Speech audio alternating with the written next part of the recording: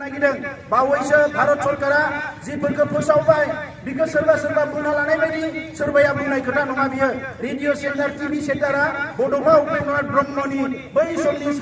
92 सात्राव डिमान्डआवनो दंखायोमोन बाकी जि कालचार आरो मिउजियाम बिखौ बावैसो जोङो दिल्लीयाव नांगौ होननानै बिदोंमोन जे दिल्लीयाव जोंनि बड' लेंगुवेज आरो कालचारनि मोनसे रिसार्च सेन्टार नांगौ होननानै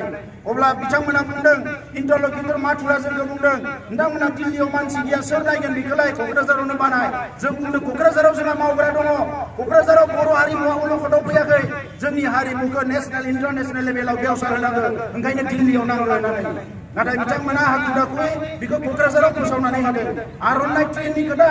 दिनै बर' हारिनि आइडेन्टिटिखौ लासै लासै गोजौआव लांनांगौबा हायुङारि थाखोआव लांनांगौबा मुलुगनाङारि थाखोआव लांनांगौबा मोनसे मोनसे खामानिफोरखौ मावनांगोन ओंखायनो जोंनि गल्डेन जुबलियाव जों थांखि लादोंमोन जोंनि मुङावबो मोनसे ट्रेन खारनांगोन जोंनि लोगोफ्रा मावथिफ्रा बयबो बुंदोंमोन बे ट्रेननि मुङा बड'लेण्ड जानांगौ नाथाय बड'लेण्ड रायजोआनो जाथ'वाखै बिथांमोना अबजेक्सन खालामबाय ओंखायनो जोङो लोगो लोगो सोलायनानै आर'नाइ होदों आर'नाइ मुङावनो खारथों इन्डियानि बाखि मानसिफ्रा मिथिथों जों गोदनायाव लायो जोंनि मान सन्माननि जि मोनसे आर'नाइ बियो बेखौ बयबो मिथिथों बिनिखायनो आर'नाइ मुङाव बेखौ बानायनाय जादों दा जियानो जा रायजोफोर बेखौ लानानै जों गोजोनाखै ओंखायनो जों स्पष्ट बुंदों बेफोर दाबिया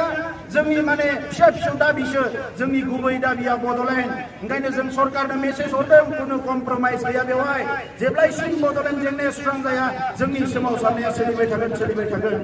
दा बेजों लोगोसे गुबुन मोनसे लामाया जाहैबाय सावरायनायखौ लानानै गोनो गोथो जानो नाङा रायजोफोर आन्दलन खालामगोन राजखान्थि खालामगोन आरो थामथियाव सावरायनायावसो जेंनाया जोबस्राङो ओंखायनो मोनथामबो लामाखौ जोङो खुला दोननांगोन अब्लासो जोंनियाव फिथाइया फैगोन दा बेनिखायनो बड'लेण्ड जेंनाखौ लानानै जेबो गोनो गोथो जानो नाङा आरो दिनै बे गोजोन फोथारावनो जोङो समायखिरा लानांगोन बड'लेण्डखौ मोनाबा जोङो आसामनि बे हायाव जोङो खुनु दिन जोङो सुरक्षा मोननाय नङा निरापत्ता मोननाय नङा जोंनि रैखाथिखौ जोङो मालाबाबो मोननो हाया बिथांमोना अलरेडि कमप्रमाइज खालामखाबाय बिथांमोना अलरेडि हान्थु खालामखाबाय बिथांमोननि आखायाव आरोबाव जाय मानसिफ्रा दिनै जोंनो एलपि स्कुल होनो हाया जाय मानसिया जोंनो स्कुल प्रभिन्सियेलाइज खालामनो हाया जाय मानसिफ्रा जोंनो मास्टार होनो हाया जाय मानसिफ्रा जोंनो सम बायदि लेखा होनो हाया कलेजनि मास्टार होनो हाया बे मानसिफोरनियाव आलादा रायजो बिनाया बेयो जोंनि थाखाय बारा मोजां बाथ्रा नङा ओंखायनो बे मानसिफोरजों जों संसारबो जानो हाया बे खोथाखौ जोङो रोखा खालामनांगोन ओंखायनो जोंनि टारगेटआ दिल्लीसो